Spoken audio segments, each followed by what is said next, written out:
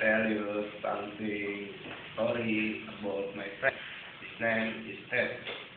Last week, Ted received a letter from the local policeman. In the letter, he asked to come to the police station.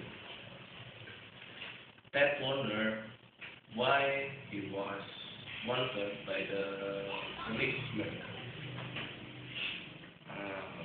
Yesterday, he come to the police station and now he not police again.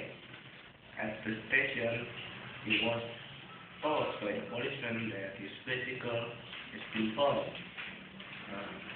It has been found in a small village 400 meters away. Now his bicycle is being sent to his house by friend.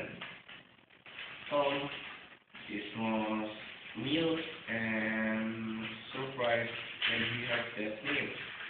He never expected that his bicycle to be found.